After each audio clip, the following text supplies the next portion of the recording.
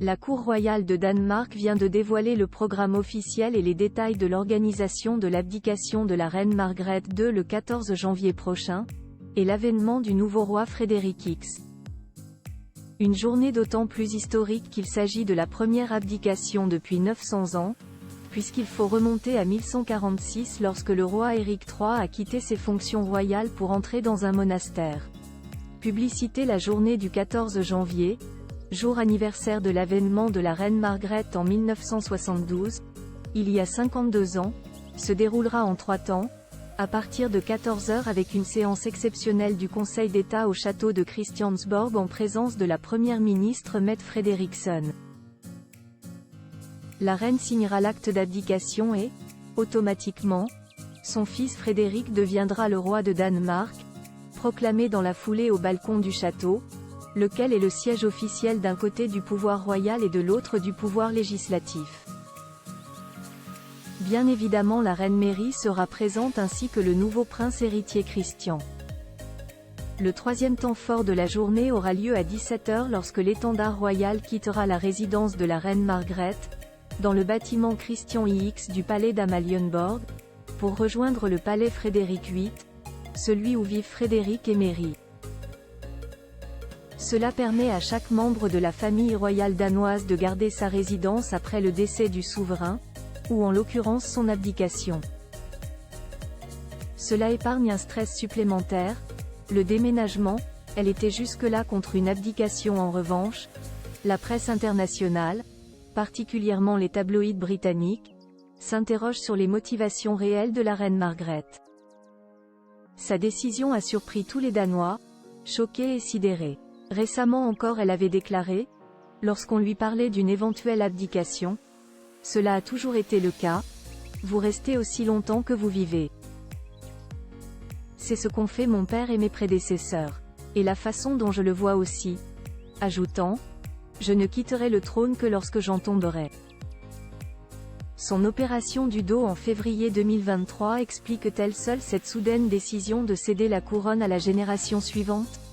Le chroniqueur royal britannique Phil Dampier a déclaré au Daily Mail: « Je pense que Margrethe craignait peut-être que le mariage de Frédéric et de Mary soit en difficulté, après les récentes rumeurs d'infidélité de l'héritier du trône, et qu'elle a donc dû agir. »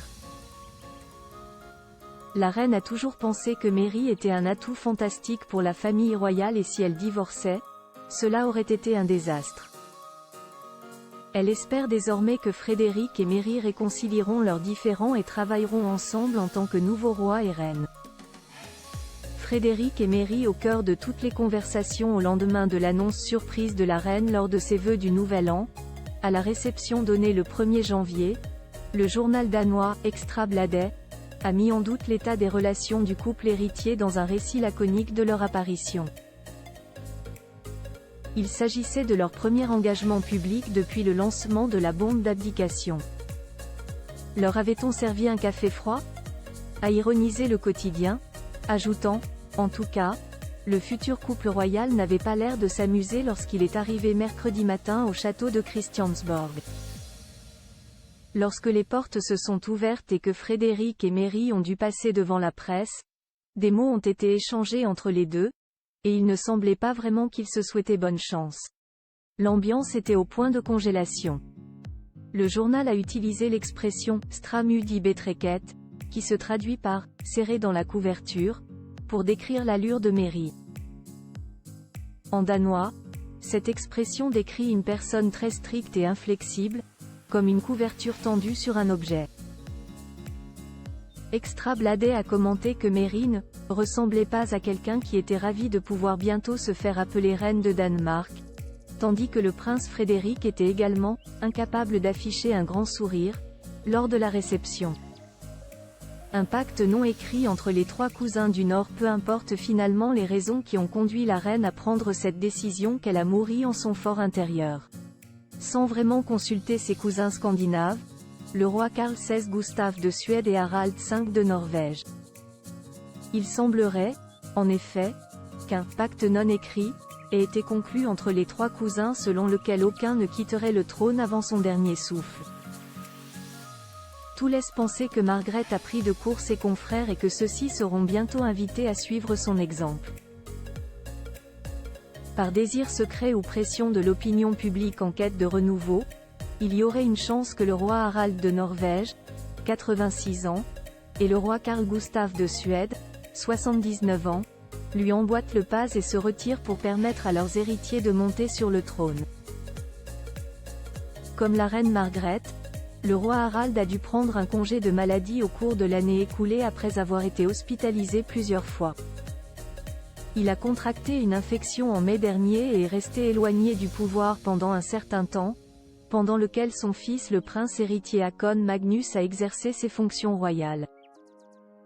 Victoria, bientôt reine de Suède, quant au roi de Suède, il vient de célébrer son jubilé de 50 ans de règne et pourrait être tenté de laisser le trône à sa fille aînée, la très populaire princesse héritière Victoria, 45 ans, mariée avec Daniel, 49 ans, et parent de 2 enfants Estelle et Oscar.